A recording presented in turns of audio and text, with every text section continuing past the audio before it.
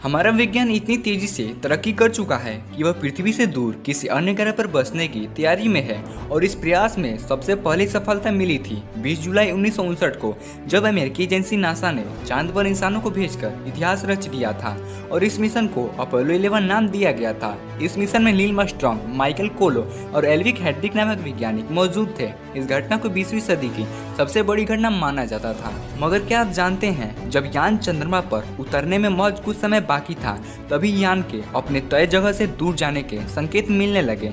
वह निर्धारित समय से 4 सेकंड आगे चल रहा था, यानी उसे जिस जगह पर उतरना था वह उससे मीलों दूर उतर जाएंगे। यानी उन्हें पता नहीं था वह कहाँ उतरेंगे, शायद वो किसी गड्ढे में या किसी चीज से टकरा सकते थे। तो अभी डायरेक्शन कंप्यूटर ने खतरे के संकेत भेजना चालू कर दिया। यानी यान में उपस्थित वैज्ञानिकों के साथ साथ उन सभी की दिल की धड़कनें तेज हो गई जो इस मिशन का खास हिस्सा बने थे। तो अभी विमान की ऑटोमेटिक प्रणाली भी बाधित होने लगी थी। यानी यान में बैठे वैज्ञानिकों को यह फैसला लेना था कि वह विमान को खुद उतरने दें, जो कि बेहद ही खतरनाक हो सकता था, या यान के कंट्रोल को अपने हाथों में ले लिया जाए।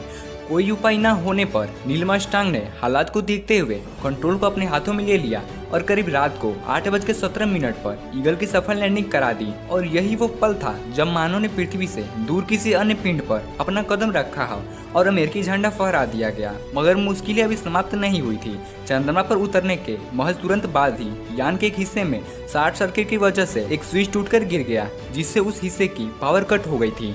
मगर तकदीर भी उस समय मानवता के साथ थी, क्योंकि जो काम 6 घंटे की कड़ी मेहनत के बाद भी नहीं हुआ, वह काम एक पेन से हो गया। सभी प्रयासों के बावजूद यान ठीक नहीं हुआ। तभी नील आर्मस्ट्रांग ने स्विच वाले हिस्से में पेन को डाला और खुशकिस्मती से वह फिट बैठ गया और पावर की सप्लाई शुरू हो गई। अब बारी थी पृथ्वी पर वापस आने की और करीब 24 जुलाई को यह प्रशांत महासागर में आकर गिरे।